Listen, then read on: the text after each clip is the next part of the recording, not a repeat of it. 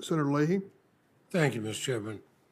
I'm sure the witnesses can hear me well enough, so I won't have to shout.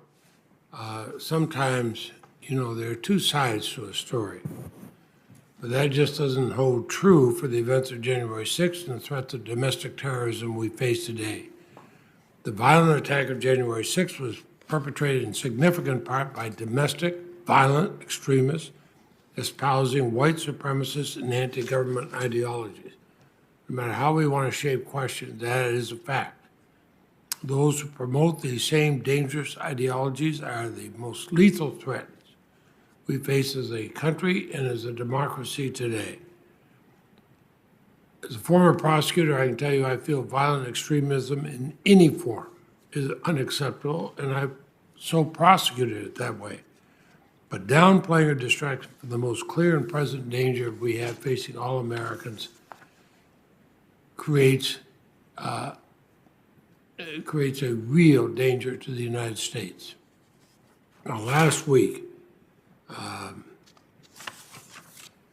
we have to come together as members of the Senate and face reality and the truth. Last week, I asked U.S. Capitol Police Chief Thomas Manger what would happen if the Capitol Police were held to last year's fiscal year's funding levels and did not receive increased funding as part of the fiscal year 2022 funding package. He told me it would seriously undermine the ability of the Capitol Police in every way to protect the Capitol.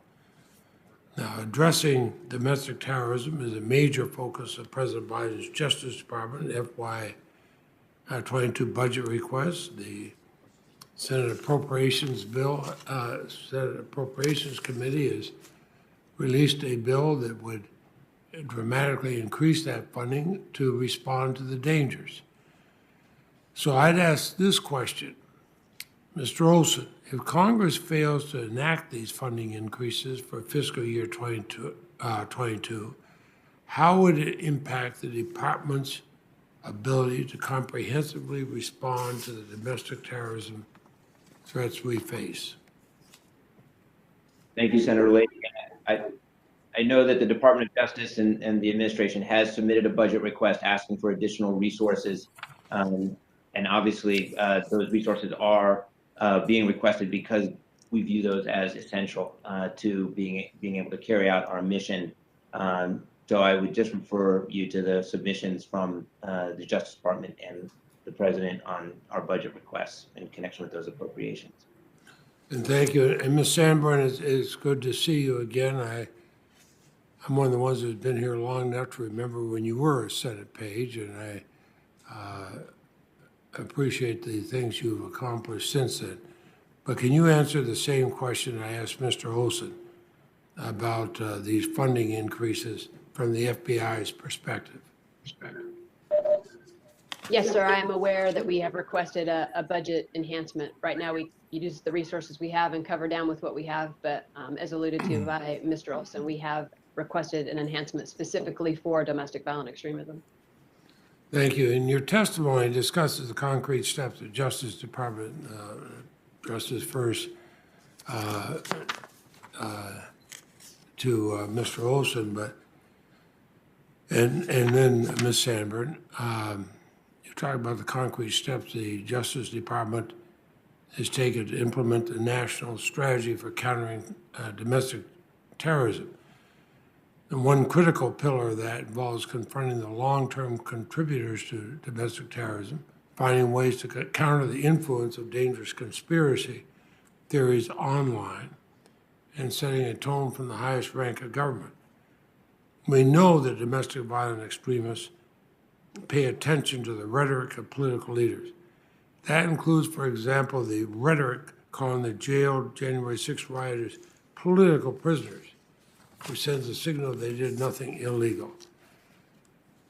That frightens me, and so Mr. Olson and Ms. Sanborn, how does misleading political rhetoric and misinformation impact the thinking and actions of domestic violent extremists?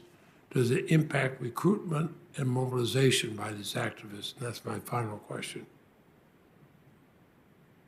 I'll give a brief answer and defer to Ms. Sanborn, but as I there's no doubt that misinformation, disinformation, false narratives, as the intelligence community has assessed, are available online to violent extremists. Again, whether that's domestic violent extremists or those who may be influenced by international terrorist groups.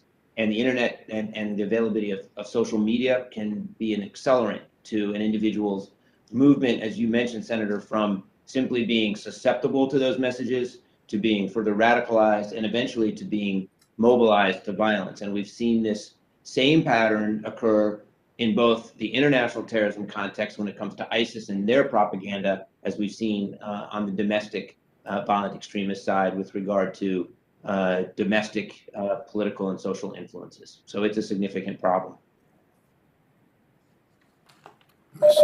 Did Ms. Sanborn wish to add?